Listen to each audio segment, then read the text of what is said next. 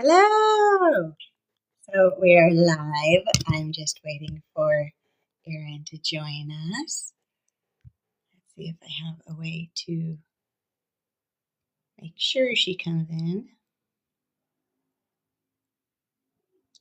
Hi, everybody. I'm just waiting for Erin to join us for this beautiful talk that we're going to have today.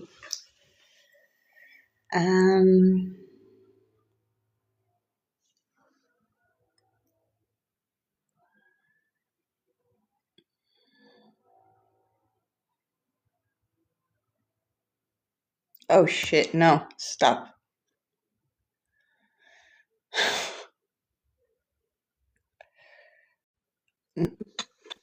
Yo. No, sorry. I'm sorry. This was not on purpose. I don't know how to get this, how to get off. Nope. This was not supposed to happen. You good, Miss Lady? Yeah. I'm just going to find a way how to get you I out. got you. I'm gonna help you find a way. Why are you nervous? Yeah, because I'm just waiting for a friend to join, and I didn't mean to invite all of my list. So if you can just opt out of the call, that would be great. Oh, okay. Thank you. Oh, great, you're here. Okay, do you want to request to join, Erin?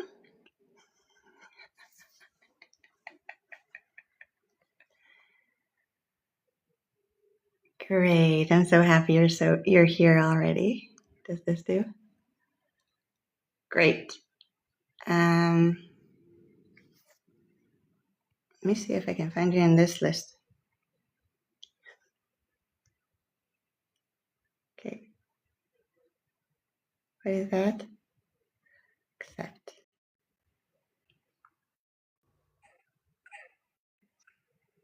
Hi. Hi. Okay, so it says I'm only using audio. Let me do camera too. Please. Okay.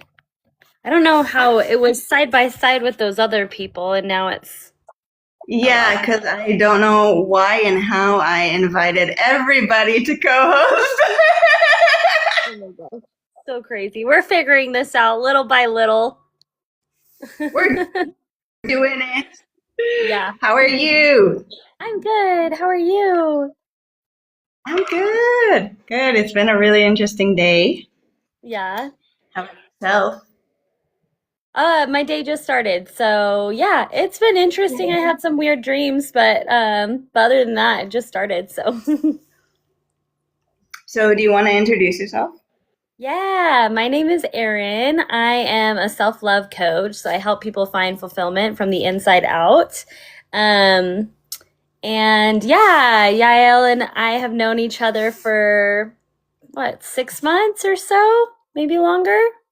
Something like that, yeah. Yeah, well, my hair is looking a little crazy right now, but um, yeah, yeah. What else? Yeah, that's pretty much it. I have a membership called the Self Love Club. I do one-on-one coaching. I'm about to do a course to help people with habits. Ooh, Me especially. So yeah, that'll be fun. A group program. So yeah, that's exciting. very yeah. Yeah, habits has been like a topic for you for a bit now, no?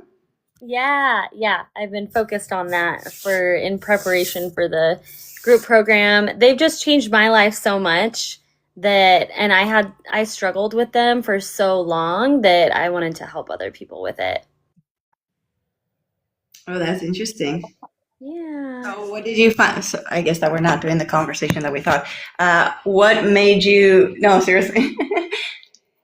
What helped you kind of not treat them like a bad thing? That's such a good question. Yeah, I learned how to just get really excited about them and make them fun and make them sacred instead of this chore that I had to do. I made them sacred as a part of who I want to become. And I really rooted my identity in a better way. But yeah, I would say like making it sacred was a big part of that for me. When you say that you made them sacred, Yeah. how did that look for you? Yeah. So I got, oh, I got, No. I don't know how that happened. I wanted to see what it does. Oh, cool. Awesome. Yeah, so I got really interested in like I took a habit and saw how I could get interested in it in every different way I possibly could. And then I created it. I used different language around it. So I used the word ritual at first instead of habit because for me, that word had better energy around it than habit did. Habit felt really harsh. And now I'm okay with the word habit, but and then I also like created my environment to be really like a special place for my first habit, which was meditation. Um, and then, yeah, my biggest habit that I'm still doing every day now is hiking every day. And that just, it brought around so much like nervous system regulation for me and peace that it made it easy to do every day. So that's an interesting observation because what I'm hearing, oh, that's beautiful. I have like this thing that turns and I almost allowed my boiler to blow up. I was like, oh no, it's on and I'm going to be here for an hour. No good. It's no Yeah. good. Um, so this is interesting because the habits that you are pointing to are really ceremonial or other rituals, right? Or a ceremony. Meditation is very ritual verbed somehow. I don't know how to make that into a verb, but it's but it's sort of a ritual, right? And same with hiking. Yeah. Because you're going through this process, and I don't know if I'm frozen, you're frozen, we're both frozen. A little bit of both. That's okay. So yeah, so that I think that's what I find really interesting. Because when I think about habits, I think about like the little boring stuff. Like what? Making your bed. Um, well, making your bed, doing the dishes, all of these little chores that people make them into a habit, right? Making your bed is a habit that most people do have. Um, and I understand the resistance because I had the same. I was like, habits are rigid. It feels like addictions. I think I told you that, right? Yeah, that was the conversation that me and you had, the first one that I told you, ooh, I don't like habits. The word as well. Yeah. Right? That was one of our first conversations. Yeah. So what's interesting about those habits, both of those habits kind of have to do with tidying and cleaning. And that's I've struggled with having ADHD. I've struggled with cleaning for a long time. So my current habit that I'm working on is cleaning. And you can create that to be very ceremonial as well. And so what I've done to create that, I've found a new identity. I gotta go check because I'm still working on it, but I found a new, I wrote it here on my whiteboard, a new identity statement, which is I am someone who lives in beauty on purpose. And so with that identity statement, I'm creating cleaning and tidying and making my bed and doing the dishes to be ceremonial as well because it becomes all a part of the beauty that I'm creating in my environment and in my life. So maybe it's just me being a woo-woo girl or what, but if I bring whatever the habit is to the spiritual realm in a way, it is easier to do. Mm-hmm. It feels enchanting. For long term, though? Yeah. The question is does it work long term?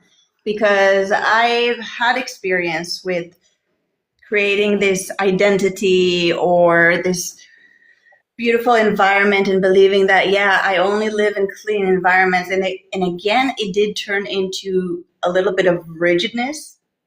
What I found that was the most useful is a habit doesn't mean sometimes you're not doing it. It's okay.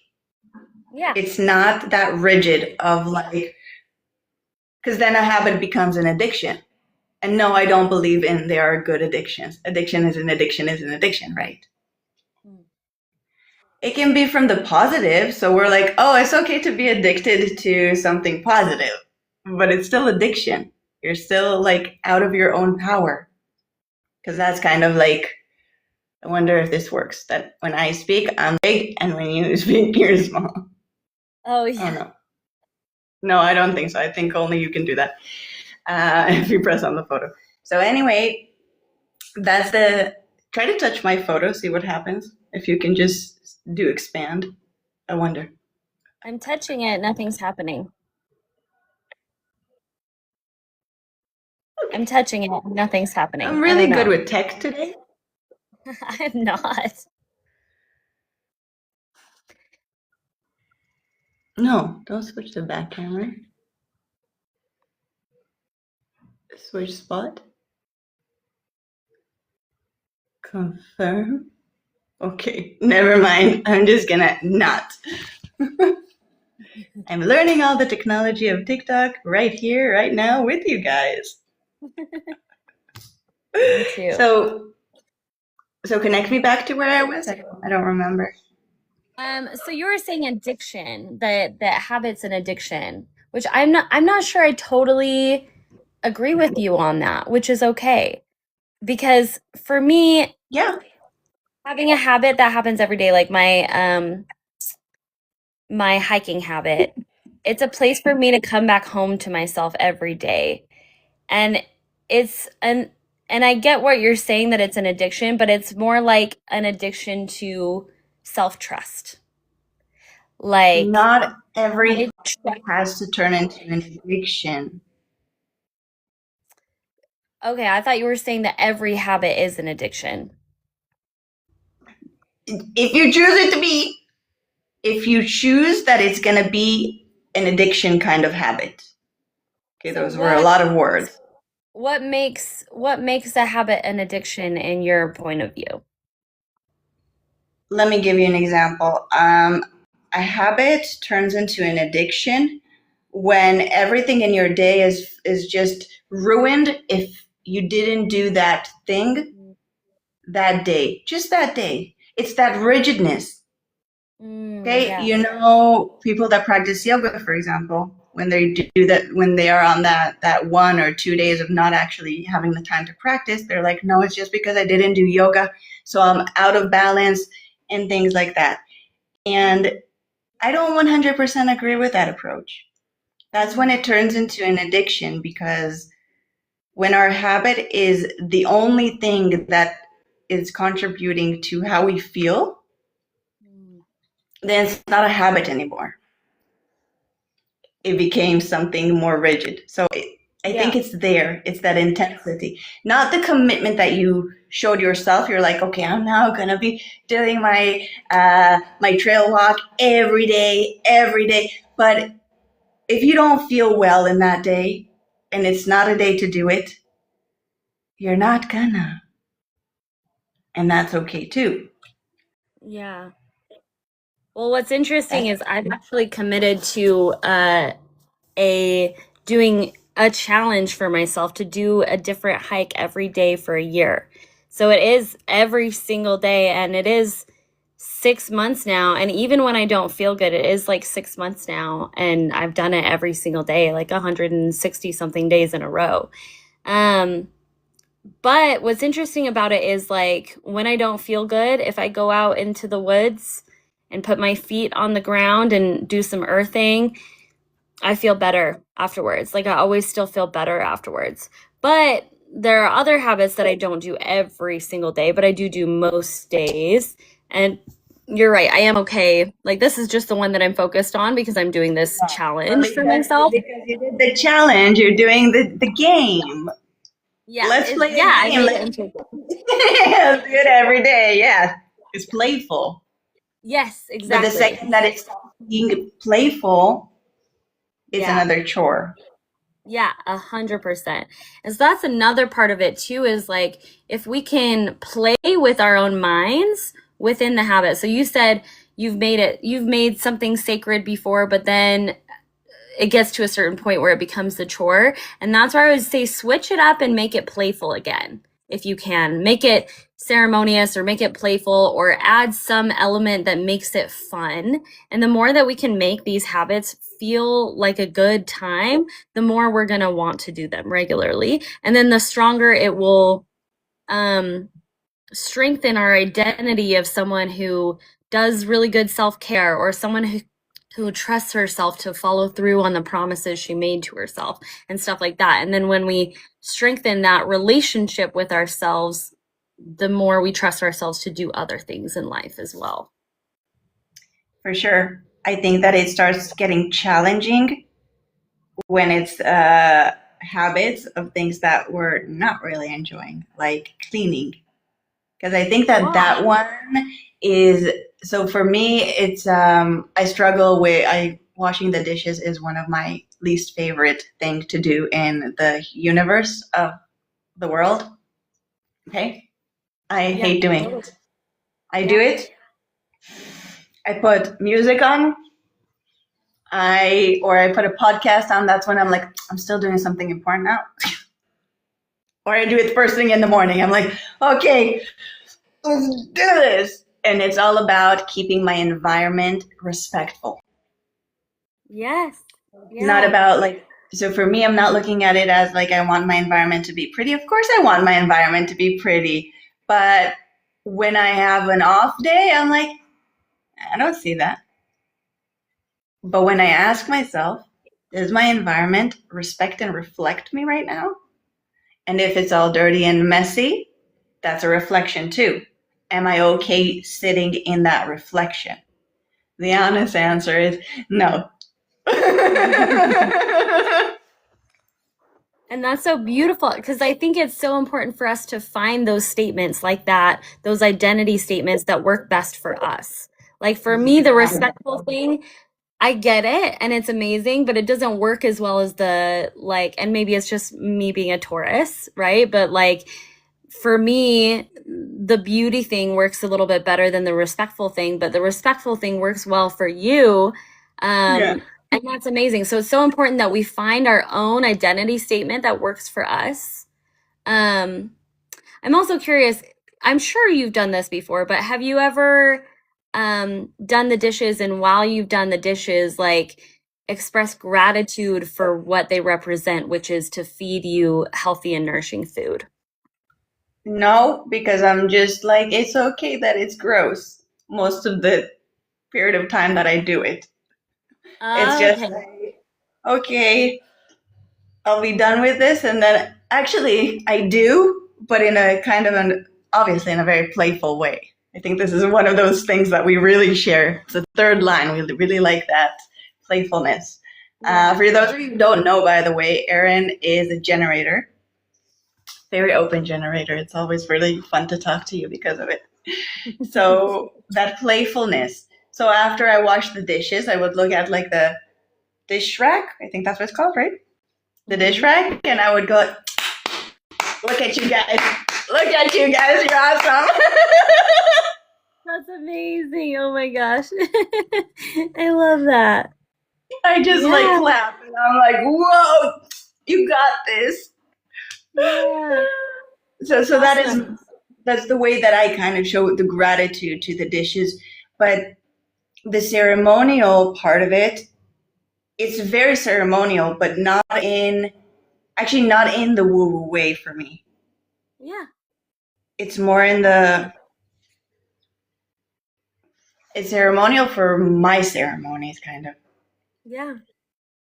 Again, it's not that I'm not woo-woo. Like, I can try to hide it. It ain't gonna happen. Like, both me and you know it. Yeah. It's just not the first thing you would think about me, mate. Or maybe yes. I don't know. I'm fifth line. Who knows? So it's one of the first things I think, but I know you on a different level than maybe most people do. Fair enough. Fair enough. That's true. But yeah, that's beautiful. I think it's so important and that's what I want to do in this group program, is help people start with really understanding themselves and how they work the best. Like, I don't think like ceremonial will work for everybody, but I know it works for me because I'm so connected to the spiritual side of me. So yeah, really taking the time to like really dissect yourself and what works for you, and then weaving that into the things that you feel like you don't want to do, enough to where you do. And the way that you celebrate and clap afterwards, that's so reinforcing. So it actually is chemically reinforcing in your brain, that teaches your brain, we want to do this again because we get this reward at the end, even if it's just clapping and being like, good job, clean plates. Oh yeah, I just have a full communication with her. I'm like, well, look at you. You're all organized and all clean. You have like everything is ready for the week. Let's go. Yeah, that's awesome. So it's kind of interesting because like originally we were supposed to come and talk here about love languages, right? But I think both you and me are really circling with these habits, working through habits, how to create habits that work for us, but what is the baseline for everybody? And everybody needs to think about habits in a different way. Now, you and me, our head is open. So we can have different ideas and we will try different ways until something kind of clicks and goes like, oh, wow, okay. That is the reality. That is the only truth for me for a while. And then it might change later. But we're like, that's the only truth. Yeah. And that's the other thing too, is like allowing habits to morph and change and be a living, breathing entity rather than the rigid, okay, I have to do this exactly this way every day for the rest of my life. Like it doesn't have to be like that. We can move it around, we can play with it, we can change it, and we can allow it to be this living, breathing entity of its own, almost something that is its own creature. And that can make it lively as well. Yeah, definitely. And here's the thing. When habits become on autopilot, I think this is where I'm like, oh, it's not a choice anymore. Mm-hmm. You know, and we think about it, and usually when people try to sell us the habits are a good thing, it's like, oh, and then it just because autopilot, and I'm like, so I stopped choosing. So I stopped choosing to have this in my life. It's just a taken, a give, a given, taken. Yeah, that one. It's just part of what happens. And I think that the habit of making my bed was something that came really late in life, like in this year. Mm-hmm. And I would stop like every month and say like, oh, we've been doing this for like a month already. And I choose to do it every morning. I look at my bed and I'm like, are you going to do on purpose today and not make your bed so you're not like, it doesn't own you? No. Yesterday, yeah. Once a month, yeah. I'm like, I'm not doing the bed today. There's no goddamn reason but the fact that I get to choose. Yeah. For me, choice is everything. Mm-hmm. Yeah. I don't like my subconscious to make the choices for me, which I would say that's more connected to like working on autopilot. Mm-hmm. Anyway. And at the same time, I know that sometimes it's like you just gotta do it. You gotta do it scared. Like things that anything new in our life. Okay, even if it's about communication. Sometimes we're not used to communicating in such a vast, open way. Mm-hmm. Right? So I'm thinking about it when I stopped satisfying others' needs all the time. Okay. And I started saying what I feel. I started saying how I experience things. It was scary because I was really afraid of the backlash, but it was a choice to put myself exposed like that. Here we go. And I did it scared, and I did it really clunky and cringy in the beginning. It was like, I don't want to do it. And it's okay. And The thing is that things like this are working progresses. You got to learn slowly, slowly, slowly, but you got to do it in the beginning. Yeah. I don't like to give the bandage as the example because that's painful. And that's not what we experience. We experience shakiness. We start shaking, right? Like, oh no, oh no. What are they going to say? What are they going to do? Yeah. But it's the same commitment that we have to ourselves. If we have that commitment to ourselves that we want to be open, and this is so weird that my photo just became so small. Oh, it's all good. I can see you. That is important. It's still the same. I think I found how to do it. Wait. Don't make me lose it again. There we I go. did it. Nice. What? It's a little bit you, a little bit me, so we can have like a little bit of balance.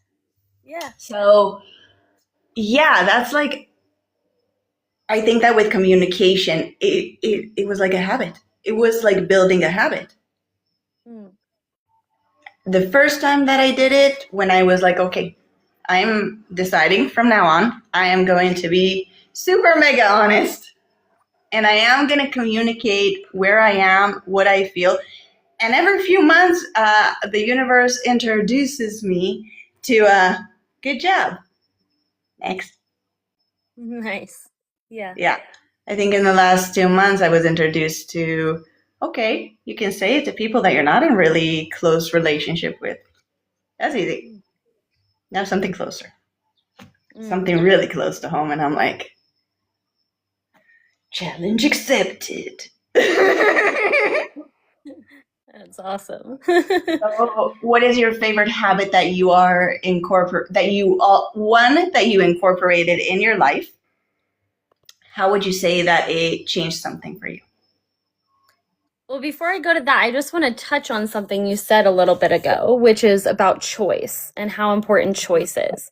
So I've found that people with ADHD too, people who are just like lovely, lively, creative spirits, tend to have a lot of demand avoidance. So a lot of us grew up with like very strict or controlling parents. And so we have this feeling of like, if even myself is telling me I have to do this thing, then I don't want to fucking do it because I'm going to be a rebel and I don't want to be told what to do. So one really good tool that I found that helps with that when we're stuck because we're sitting and we're telling ourselves, I need to do this thing, I have to do this thing, and we're stuck in this like freeze mode, what we can do is tell ourselves, I can do this thing, or I can choose not to do this thing. I will do this. And that helps a lot to give us the choice and remind ourselves that I can totally choose to blow this off entirely if I want to. But I'm going to do it because I know that I actually want to. And so that is a trick that helps a lot. I call it can, will.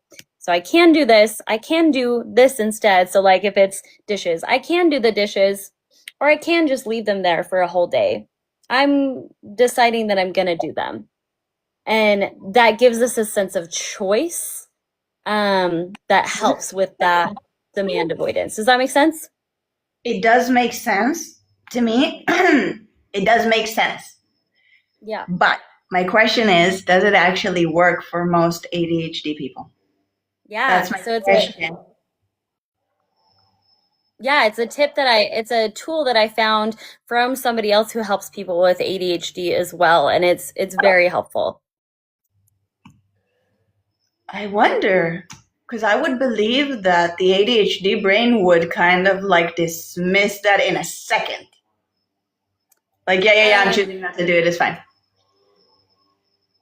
Bringing about the choice, like knowing that I have a choice here and I can choose not to do it. And like you said, how you once a month decide not to do the thing just so you know that you have a sense of choice and control there. Very similar thing. And I think that's amazing. I've done that in the past as well. And I think that's really helpful because it's a reminder that like, oh yeah, I can choose not to make my bed. and then I don't. But then the next day I want to make it again because it feels good to make it. And that's the thing. You're centering around what you actually want, even if you don't want to do it in the moment. But like the larger part of you wants this. And I do think that with habits, it's important not to do them sometimes.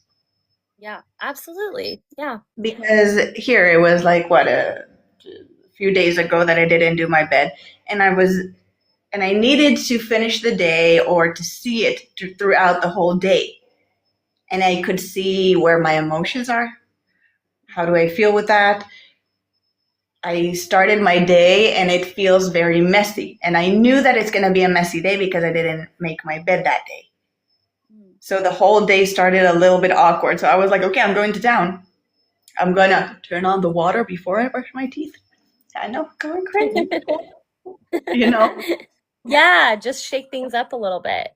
It was shaking things up to see if the structure that I put for my life or the choices that I'm making are actually serving me, or are they autopilot? Yeah. What are the repercussions of not actually meeting that? Yeah. You know? And what that does, yeah, sorry. No, go. I was going to say what that does too is it takes away the shame aspect. So what happens for a lot of people is a lot of people who are starting habits have this perfectionism about it. And so when they miss a day, they feel shameful, but that shame causes them to freeze, and then they miss the second day. And then they feel like they have to catch up, so they have to do like twice as much. And so, but then that becomes a mountain that they have to climb instead of an easy re-entry point. And then it like that habit just leaves off and never happens again.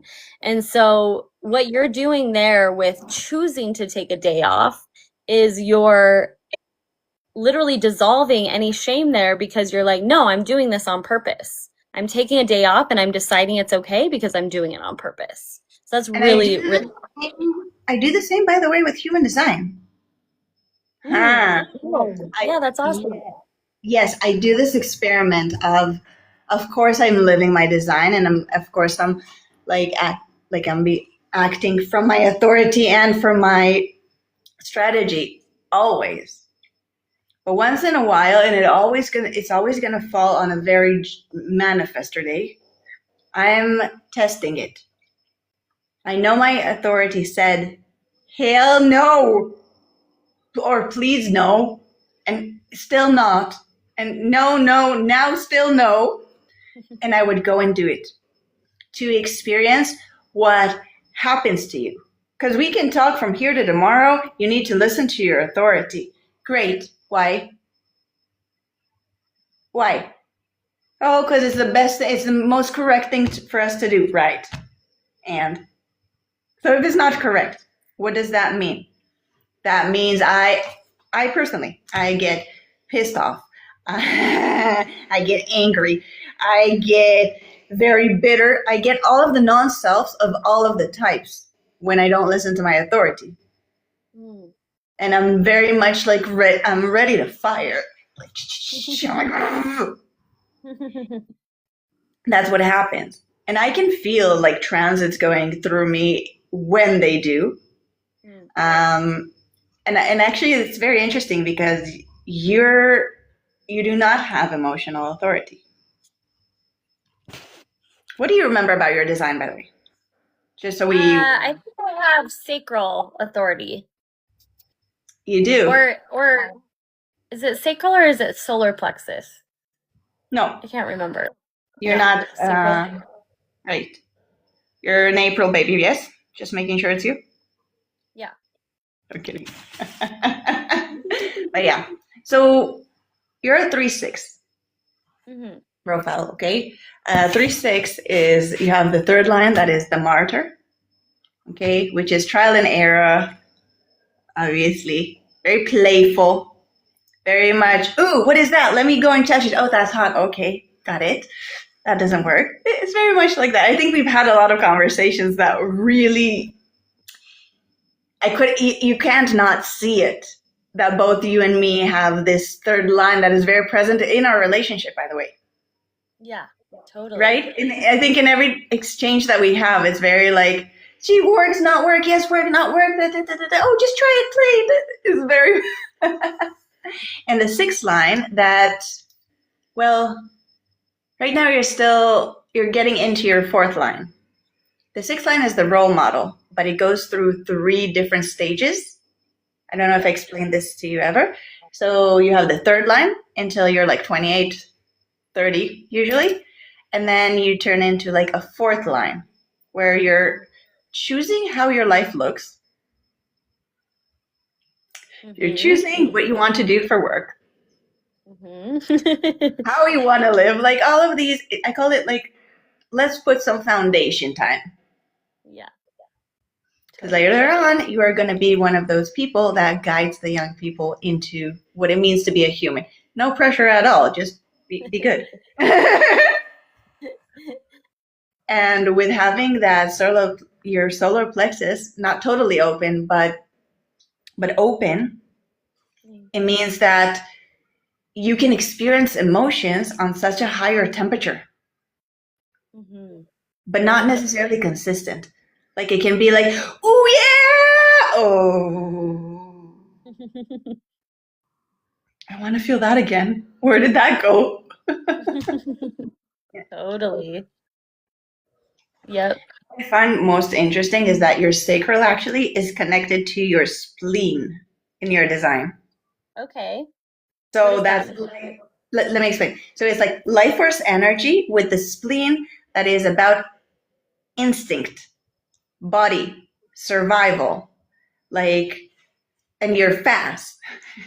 You can be very fast and very slow at the same time. Yes, your design is based on finding the middle between the fast and slow.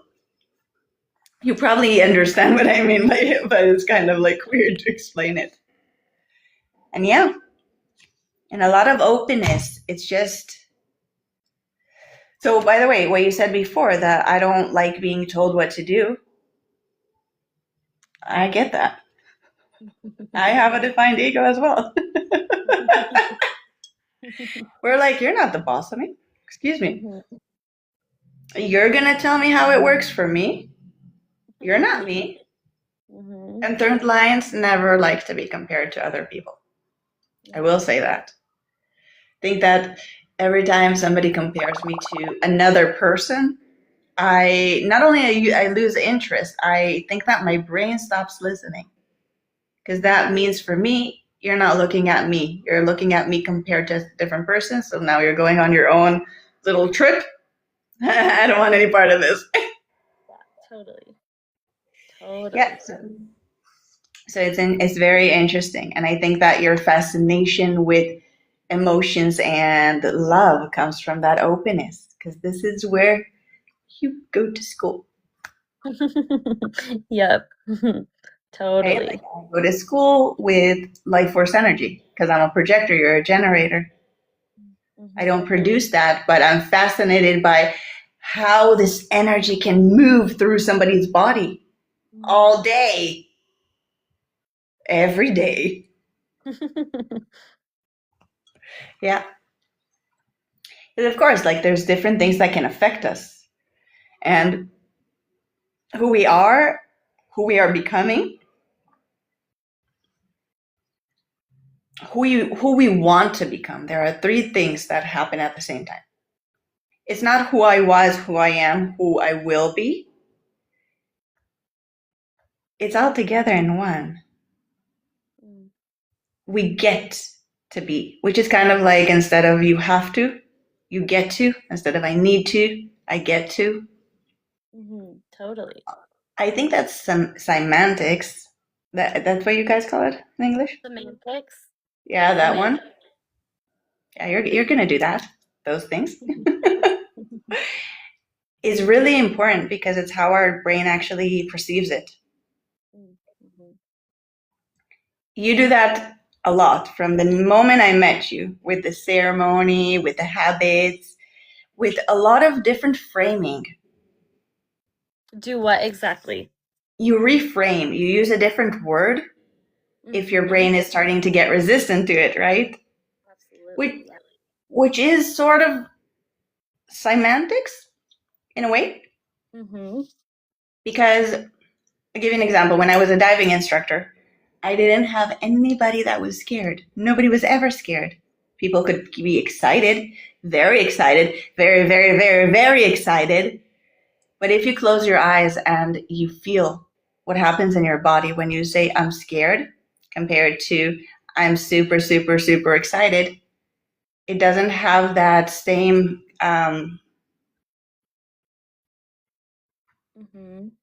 that. Yeah. But you know what I mean? You can just transfer over the feeling of fear to excitement, totally. Because it's the same energetic area, but yes, fear has a bit of like, yeah, contraction, whereas excitement has more openness for sure. Yeah, because excitement can be happy excitement and it can be overstimulation. Both of them are kind of falling in the area of excitement. Yeah. Yeah, so it is semantics in a sense, but it's also so important because words are so powerful.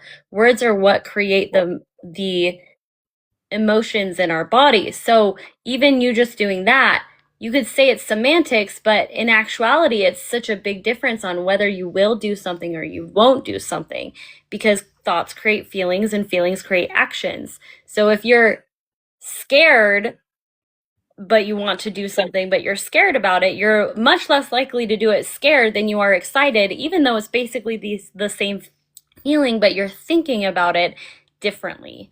And it creates a different energy in your body and it creates a different likely action that will happen from that. So, yes, it's semantics, but it's also so powerful. Words are incredibly, incredibly powerful. So this is the interesting thing. It's semantics, but semantics are really important. Mm-hmm. You know? Yeah. We look at it as something that is a little bit, oh, semantics. Like we don't need to think about it in those kind of frameworks. But if we changed the semantics to vibration, then would it be, then it would be like natural for it to be important, right? Because it's in the same language. Language is super powerful, right? Yeah. We know that we spell things. Mm-hmm. Yep. It's a spell. Yeah, I've been down that road. I've been down that rabbit hole. Ooh. Television. Oh, I cannot. Oh shit, that's a good one. Yeah. I love that one. Yeah. So it's how we feel when we say it. I've done an experiment for a few weeks that I just did everything in my power not to use any curse words at all, to clean my system out of it for a second. And then I slowly allowed it to happen when it's coming. There's a contraction that happens in our body. Nobody's perfect, and I don't say that I never cursed. I do curse, okay? It's part of the way that I do that here and there. Not a lot. I try to stick to two. And I don't use the bad ones because of that vibration. So when you're, for example, communicating with somebody that curses a lot, there's something that happens to you without you noticing. It's, first of all, it's not cute anymore. It never was. Maybe when we were teenagers. It was fun. It was us learning the world. But when I communicate with somebody that is cursing a lot, especially if they're female, I see that there's a pattern there of something that we're trying to suppress to make it less serious than it really is. Yeah. Interesting. I swear a fuck bug. I do as well. I do swear, but I had to check, what does it create? And you don't, and I'm not talking about the way that you use it. We both use it. I've noticed it in the last few days that we've been like voice noting. But that's not what I'm talking about. I'm talking about whenever you're frustrated, they are a fucking prick. Whenever you are annoyed, it's a lot. It's like you can have one sentence that is full of it, and you're like, I can hear the frustration. Totally. Yeah, that makes sense. But at the same time, you're keeping yourself in that vibration because you're keeping yourself there. Yeah. It's really intelligent, actually. Mm. I started experimenting with it, and then I started a different experiment after. But that's where it Yeah, comes from. My whole life, I was very much like the words we choose are important. Which ones are chosen? yeah, Okay. So even if we're talking about instead of need, get to, and we can change some of them, yeah. but at some point it becomes a little bit tricky to communicate. Okay. Mm. And again, it comes back to choice. We get to choose on which path we're going and how we're showing up there. Yeah, totally. It's because that's how we hold ourselves. Okay. And some people have their, for example, in human design, some people have their throat defined. They can just go and they're very clear with their message, what comes out, the way they say it, unless they're really confused. Because sometimes in overwhelm, you can hear a defined throat go like, I have a defined throat and I have a lot of these like, calm down. But when we have a non-defined throat, we really need our time, our like the time to speak without getting interrupted. Right? Oh, yeah. I think that's me. I think I have an undefined throat, right? Yeah. And that's so important to me, is feeling heard for sure. Interesting. So, how do you feel with silences? Silences are fine. I'm okay with them. Yeah, But yeah, feeling heard to me is like, yeah, somebody giving the space, somebody reflecting back what I'm saying is really important to me. And it feels really loving to me. for sure. When somebody is not reframing, but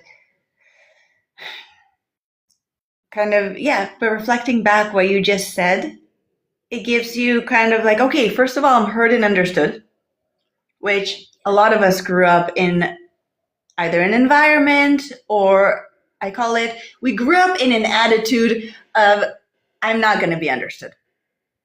That was like a kind of a environmental attitude. 100%.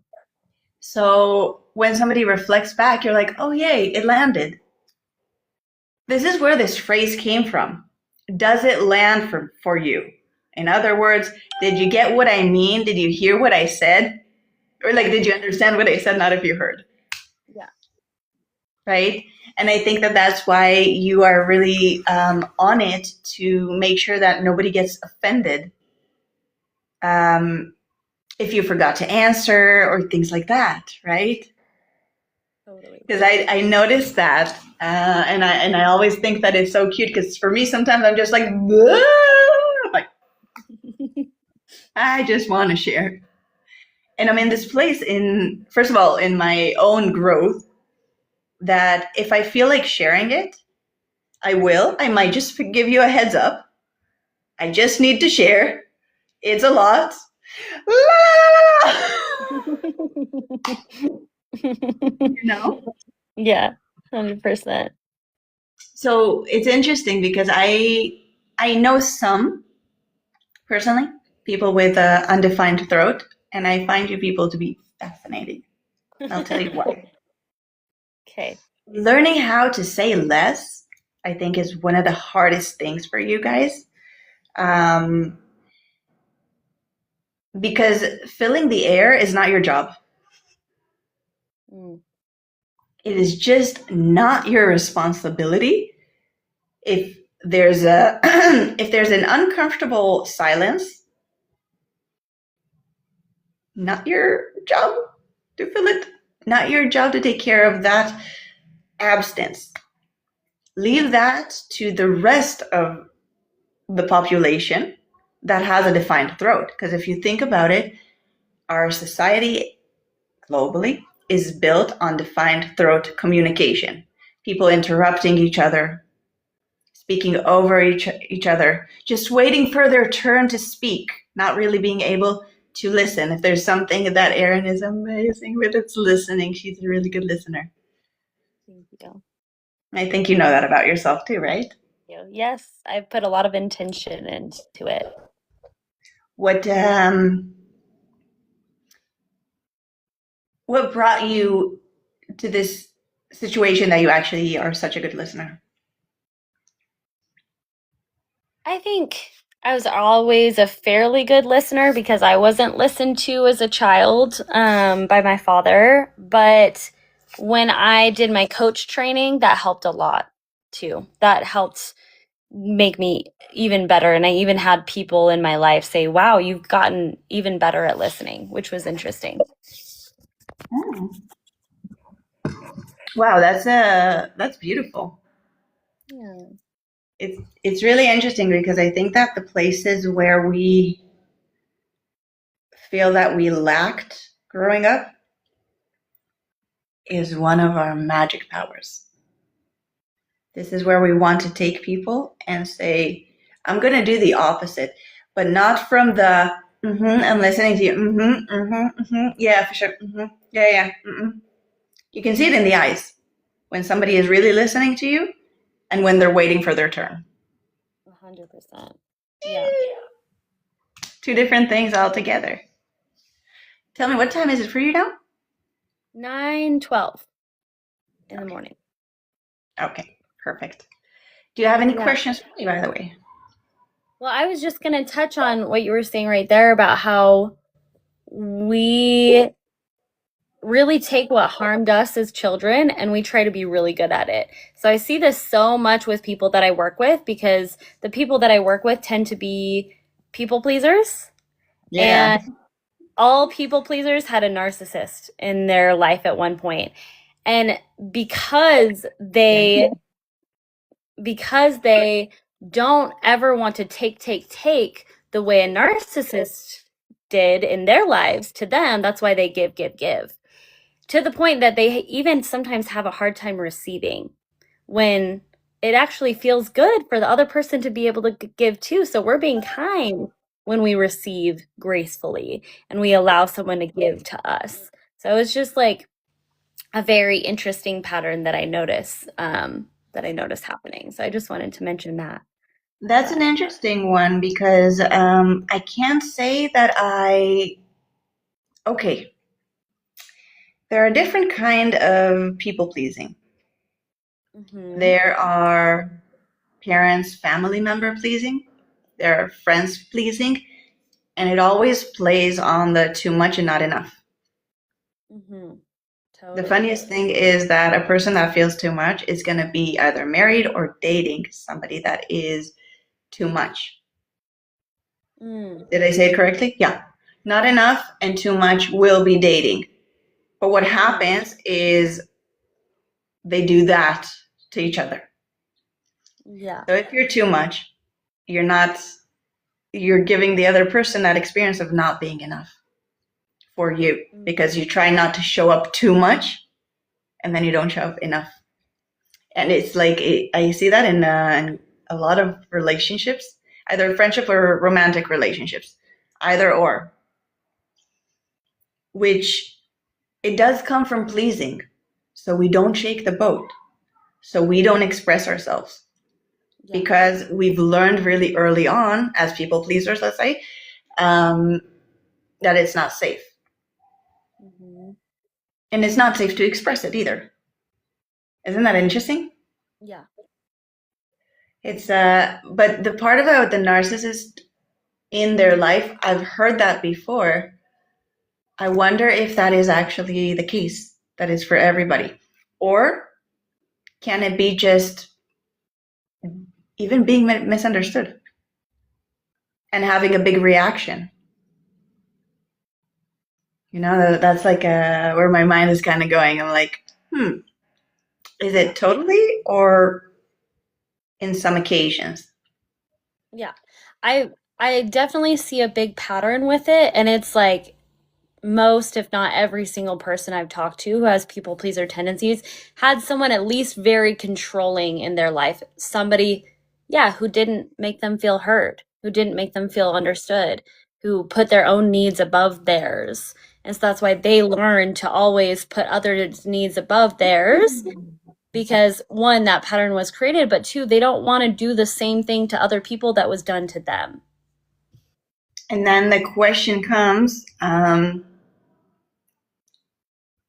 they suppressing themselves too much? Or do we like overcompensate? Yeah. That's where the balance needs to come in, right? Yeah, that's why so many people pleasers have a hard time with receiving. Have a hard time when somebody wants to, hey, let me help you, let me bless you financially, like, or asking for help when they need it a lot of times too. So we know that there's like these 4 angles. It's only one day in my nail polish. Beautiful, by the way. Thank you. It was really exciting finding it. Giving myself, giving to the other. Those are 2, okay? Giving to myself, giving to the other. Receiving from myself and receiving from others. Usually there is one of those 4 angles that people are not comfortable with. Most people are not comfortable receiving from others because we were taught as society to translate that as a burden. Yes. As takers and not receiving. We don't know what it's not that we don't know what receiving is, but we see so many examples of takers and not receivers. So we're like, I don't want to be a taker. I don't want to be a burden. Exactly. Right? Oh, what's happening? Are you ending my life? What are you doing? I'm not doing anything. No, I'm talking to TikTok, sorry. Oh, you have to do the puzzle piece. How'd you know? You know everything. Because it happens at exactly an hour. Oh. Every live, yeah. Okay, that's good to know. Yes. I'm learning so much about TikTok here. Yeah. I started my live inviting everybody I know. But there were these 2 cute guys, and they were like, "No, we've got you. Don't worry. We'll help out." I was like, "I just need you guys to opt out because I didn't mean to do this. Why are you so stressed?" I was like, "Well, I didn't. I don't know you." So funny. But in a nice way, it was funny. Yeah. So, connect me. Where were we? Oh, you were talking about, we have a hard time as a society receiving, but the thing about it is it feels good to give. As a friend, it feels good to give to our friends, and it feels good when our friends receive that. So when we're not receiving from our friends, we're almost like not giving them the opportunity to feel good by giving to us. I'll take it one step further. If you ever done any like abundance courses and stuff like that, this is where you start hearing this. When your friend invites you for a coffee and you say, "No, I'll pay for my own," you're not only stopping your abundance. Abundance does not have to be money. First of all, abundance can be abundance of goodness, and abundance of badness is abundant. You're stopping their abundance too, not only yours. And learning how to receive and say thank you is difficult for us. It's ridiculous because it's only one word, right? And our friends want to give us. Now, when you give somebody else, you feel really good. Yeah, and it explains a little bit about, like, I think we talked about it, like love languages, act of service. Mm-hmm. So we like giving to the other. And what we need is to learn how to accept. It's not to swallow our pride, but it's like, this is not an attack. The fact that somebody is offering you something and you're not going to have to work for it. It doesn't mean that you are less than anything. It just means that that is the way that the universe found to provide this to you in the way that is challenging. Good luck. Yeah. Absolutely. So I love that part. Learning how to receive, I think most people struggle with it. Yeah. because I'm looking at it, and like when I'm looking at people that are like very comfortable with receiving, there's something that we kind of go like, but they're doing it really arrogantly. They owe me. They have to give me. This is what we saw on TV. Either you had the very polite person that was like, no, there's no need, or you had the, yeah, he has to buy me those shirts. I don't know why that was what I chose right now, but like the options were not great. But it's funny because as a society, we like see the person who's like, no, don't worry about it as good, as better than the other person when they're equally not great options. And we have this like seeming obligation to make things even. So have you ever noticed you've given a girl a compliment and she immediately has to compliment you back? And it's like, what if you just took the compliment and then the next time you naturally saw somebody else, you gave a compliment to them and there was this cascade and this trust that it was all going to even out instead of feeling like you have to even it out with that person. So I think we have this subconscious like, oh, they gave me a gift for Christmas, so I have to figure out a good gift to give them for the next holiday or whatever. And we have this weird subconscious thing instead of just Well, giving when we feel like it's good to give, when we feel like we want to give. And that's a more genuine and organic place to be rather than feeling obligated just because they gave us something, whether it's a gift. 100% agree. Yeah. That's exactly the way it is. And I think that it gets really sticky when you look at wedding presents comparison. Yeah. You're like, it's expected that you will match up with the person that you went to their wedding, what they gave you. You know what I mean? I just messed up the directions, but yeah. I get what you mean. oh, you're very silent suddenly. Oh, can you hear me? Yeah? Oh, Did no, you change with your? no, everything is the same. Okay. It could be on my side Okay. as well. So I think that it has to do, like you can see it mainly in wedding presents or Christmas presents that you guys do this every year, obviously, and it's a lot of comparison Yeah.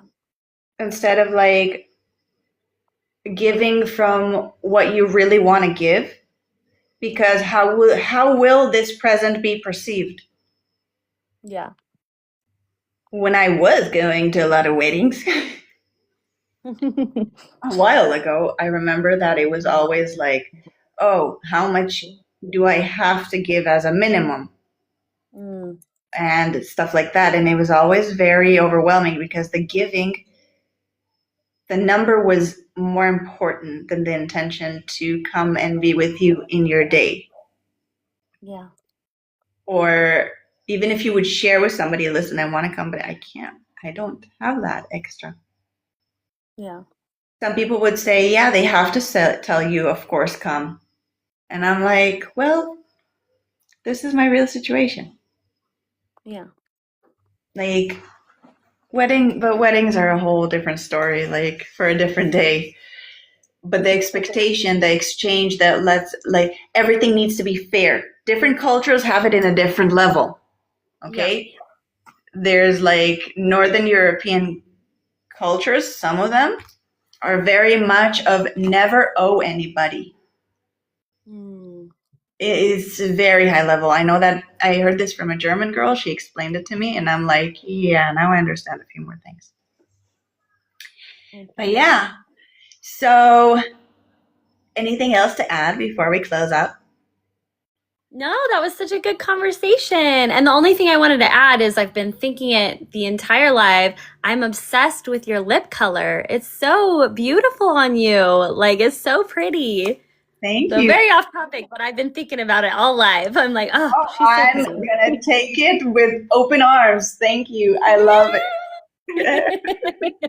Perfect. So we will talk soon. And have a great day. Thank Bye. you so much for having me. Mwah. Bye. Bye, love.